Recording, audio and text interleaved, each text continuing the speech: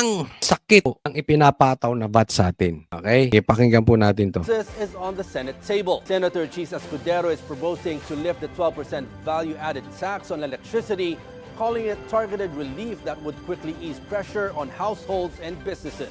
Escudero says his bill differs from broad proposals to roll back the expanded VAT. Yan, ito napakaganda po nito. Ito ang plano dito ni Chis Escudero. Alisin yung VAT dito sa kuryente. Sa negosyo at private natin sa mga kabahayan. Laki po nito kasi restaurant, kuryente nila, aircon nila, mall nila. Siyempre ipapataw yan saan? Doon sa mga bilihin. Kaya mataas ang presyo ng kakain ka sa restaurant, bili ka sa mall. At po, ito po ay basic. Yung kuryente po ay mas basic kaysa sa gasolina. Kasi naaabot ng kuryente, talagang maraming gumagamit ng kuryente tungkol doon sa abot kahit yung mga sabihin natin nasa laylayan o yung mga mahihirap. Pamahirap, mapamayaman, talagang gumagamit direct ng kuryente. Napakaganda nito kung aalisan natin ng tax, aalisan natin ng VAT. Ang problema kasi dito sa VAT na ito, ayaw ipatanggal ni REC. Hindi naman nakikinabang ang mga Pilipino. Diba? Bawasan nyo yung corruption ninyo. Bawasan nyo yung ghost projects. Bawasan nyo yung bonus nyo pag December.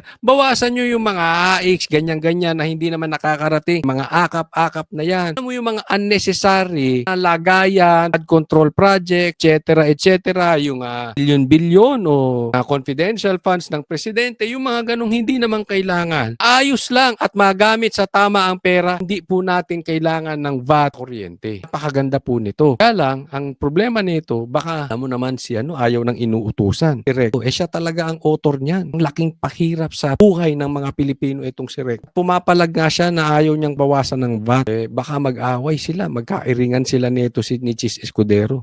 Which economic managers warn could affect debt management. He notes electricity prices in the Philippines remain among the highest in Asia, pushing up the cost of goods and services across the economy. Isipin mo, isa tayo sa pinakamalaking kuryente dito sa Asia. Ganyan po katindi ang Pilipinas. Okay, kung aalisin mo yung VAT, napakalaking tulong. Bagsak na nga ang negosyo sa Pilipinas. Dapat tulungan nyo na. Under Senate Bill 496, electricity sales from generation to distribution would be VAT exempt, including services by electric utilities and cooperatives. The measure is now pending before the Senate Committees on Ways and Means and Energy.